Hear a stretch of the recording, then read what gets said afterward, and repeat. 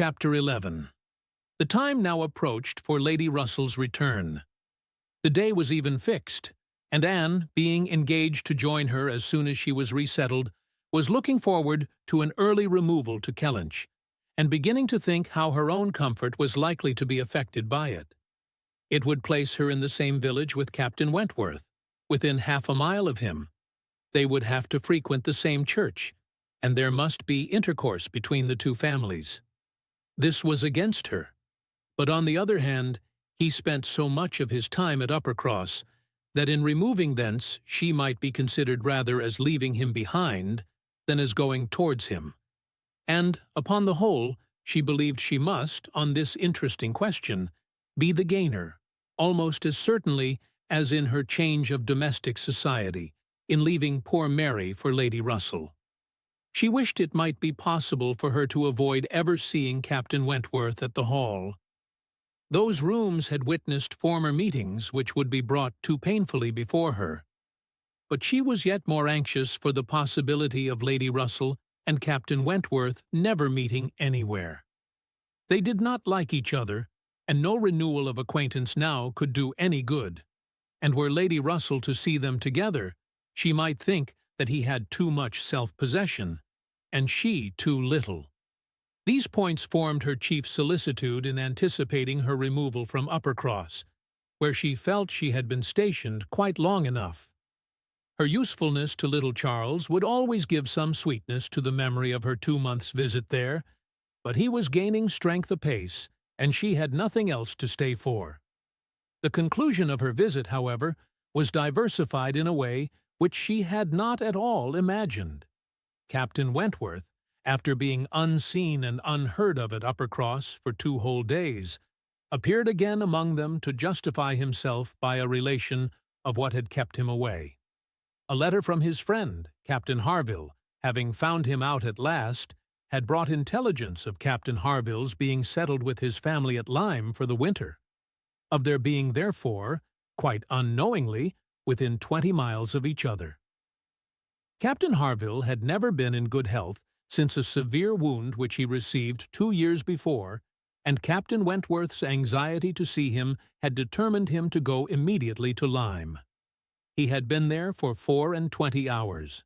His acquittal was complete, his friendship warmly honored, a lively interest excited for his friend, and his description of the fine country about Lyme so feelingly attended to by the party, that an earnest desire to see Lyme themselves, and a project for going thither, was the consequence. The young people were all wild to see Lyme. Captain Wentworth talked of going there again himself. It was only 17 miles from Uppercross. Though November, the weather was by no means bad, and, in short, Louisa, who was the most eager of the eager, having formed the resolution to go, and, besides the pleasure of doing as she liked, being now armed with the idea of merit in maintaining her own way, bore down all the wishes of her father and mother for putting it off till summer.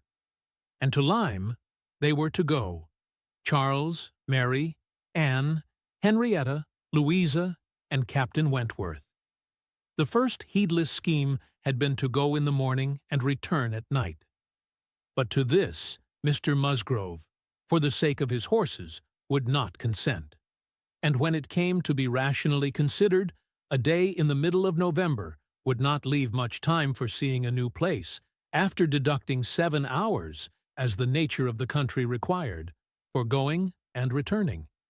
They were, consequently, to stay the night there, and not to be expected back till the next day's dinner. This was felt to be a considerable amendment, and though they all met at the great house at rather an early breakfast hour, and set off very punctually, it was so much past noon before the 2 carriages, Mr. Musgrove's coach containing the 4 ladies, and Charles's curricle, in which he drove Captain Wentworth, were descending the long hill into Lyme, and entering upon the still steeper street of the town itself, that it was very evident they would not have more than time for looking about them, before the light and warmth of the day were gone. After securing accommodations and ordering a dinner at one of the inns, the next thing to be done was unquestionably to walk directly down to the sea. They were come too late in the year for any amusement or variety which Lyme, as a public place, might offer.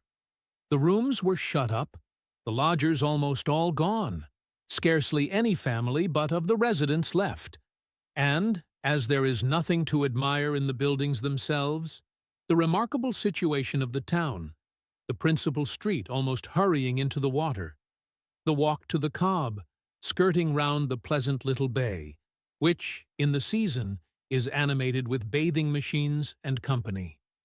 The Cobb itself, its old wonders and new improvements, with the very beautiful line of cliffs stretching out to the east of the town, are what the stranger's eye will seek.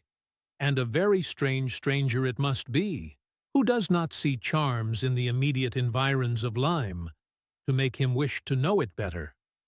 The scenes in its neighborhood, Charmouth, with its high grounds and extensive sweeps of country, and still more, its sweet, retired bay, backed by dark cliffs, where fragments of low rock among the sands make it the happiest spot for watching the flow of the tide, for sitting in unwearied contemplation.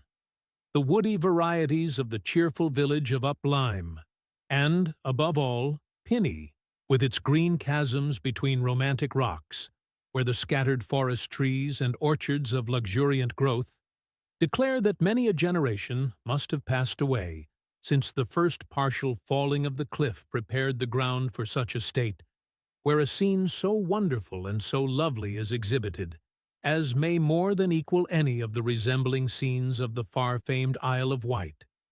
These places must be visited, and visited again, to make the worth of Lyme understood.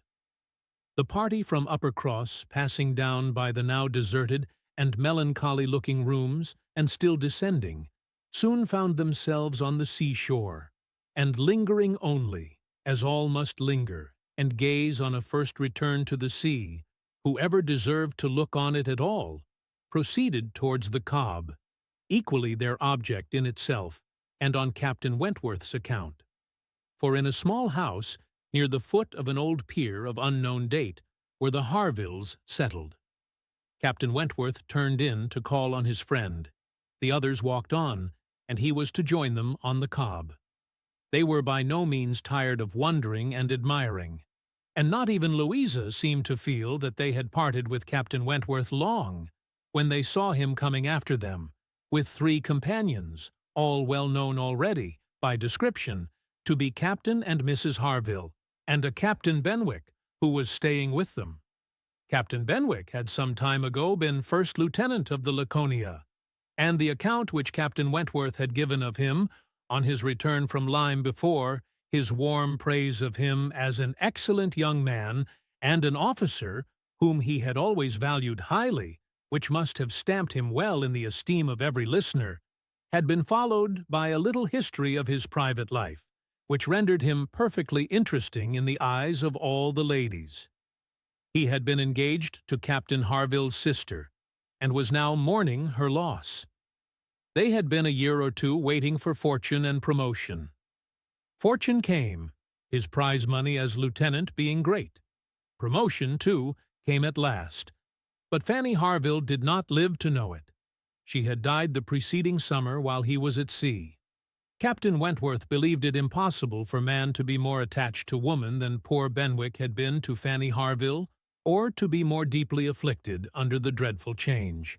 He considered his disposition as of the sort which must suffer heavily, uniting very strong feelings with quiet, serious, and retiring manners, and a decided taste for reading and sedentary pursuits.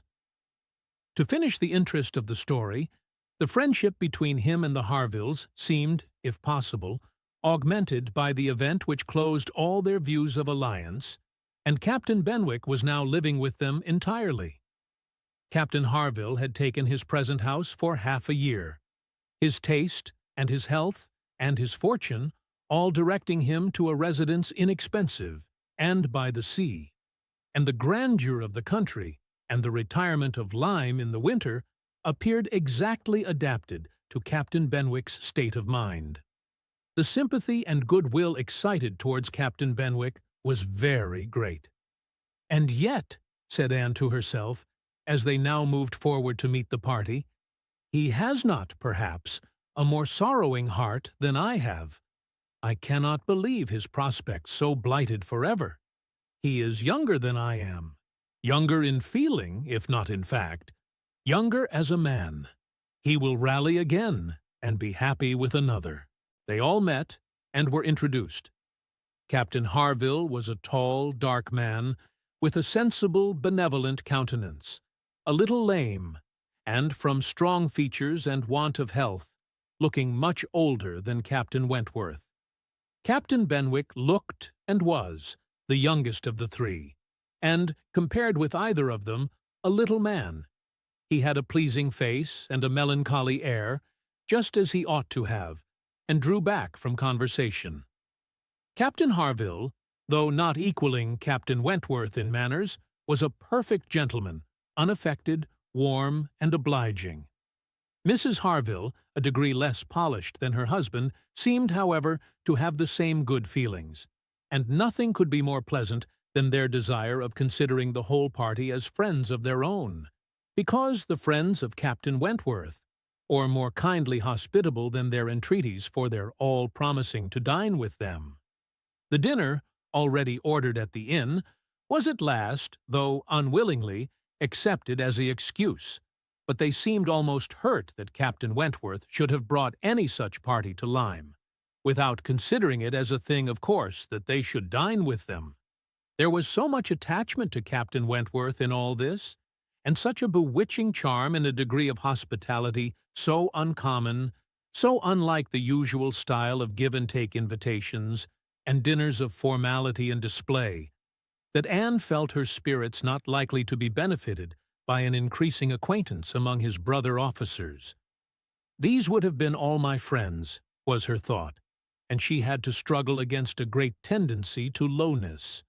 On quitting the Cobb, they all went indoors with their new friends, and found rooms so small as none but those who invite from the heart could think capable of accommodating so many.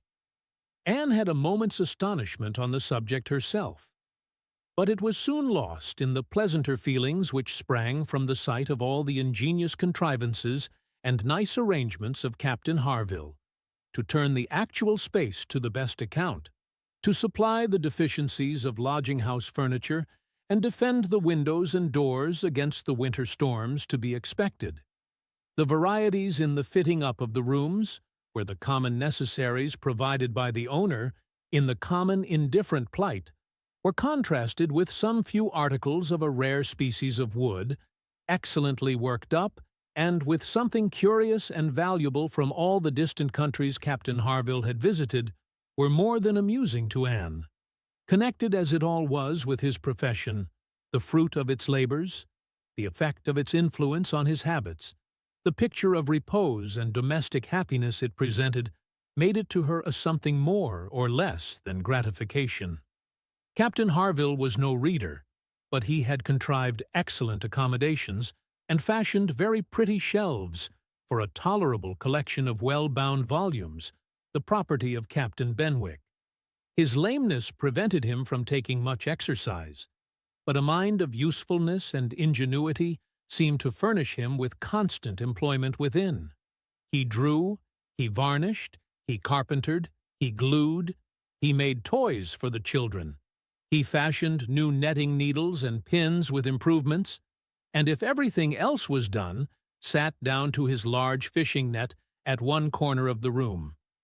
Anne thought she left great happiness behind her when they quitted the house, and Louisa, by whom she found herself walking, burst forth into raptures of admiration and delight on the character of the navy, their friendliness, their brotherliness, their openness, their uprightness, protesting that she was convinced of sailors having more worth and warmth than any other set of men in England, that they only knew how to live, and they only deserved to be respected and loved. They went back to dress and dine, and so well had the scheme answered already that nothing was found amiss, though its being so entirely out of season, and the no thoroughfare of Lyme, and the no expectation of company, had brought many apologies from the heads of the inn. Anne found herself by this time growing so much more hardened to being in Captain Wentworth's company than she had at first imagined could ever be, that the sitting down to the same table with him now, and the interchange of the common civilities attending on it, they never got beyond, was become a mere nothing. The nights were too dark for the ladies to meet again till the morrow, but Captain Harville had promised them a visit in the evening, and he came, bringing his friend also, which was more than had been expected, it having been agreed that Captain Benwick had all the appearance of being oppressed by the presence of so many strangers. He ventured among them again, however, though his spirits certainly did not seem fit for the mirth of the party in general. While Captains Wentworth and Harville led the talk on one side of the room, and, by recurring to former days, supplied anecdotes in abundance to occupy and entertain the others, it fell to Anne's lot to be placed rather apart with Captain Benwick, and a very good impulse of her nature obliged her to begin an acquaintance with him.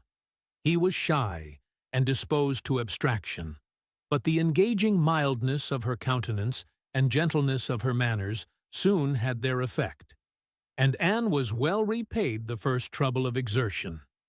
He was evidently a young man of considerable taste in reading, though principally in poetry, and besides the persuasion of having given him at least an evening's indulgence in the discussion of subjects, which his usual companions had probably no concern in, she had the hope of being of real use to him in some suggestions as to the duty and benefit of struggling against affliction, which had naturally grown out of their conversation. For, though shy, he did not seem reserved.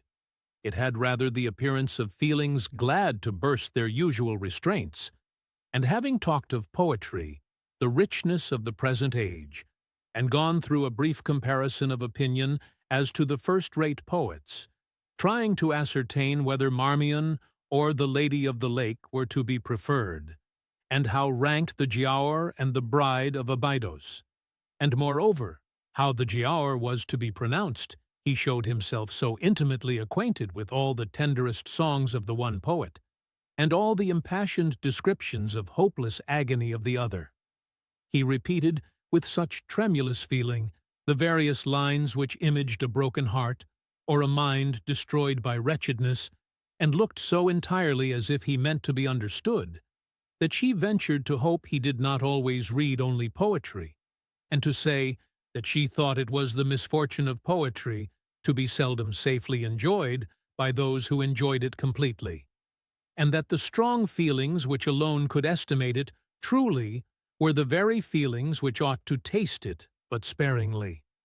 His looks showing him not pained, but pleased with this allusion to his situation, she was emboldened to go on, and feeling in herself the right of seniority of mind, she ventured to recommend a larger allowance of prose in his daily study, and, on being requested to particularize, mentioned such works of our best moralists, such collections of the finest letters, such memoirs of characters of worth and suffering, as occurred to her at the moment as calculated to rouse and fortify the mind by the highest precepts and the strongest examples of moral and religious endurances.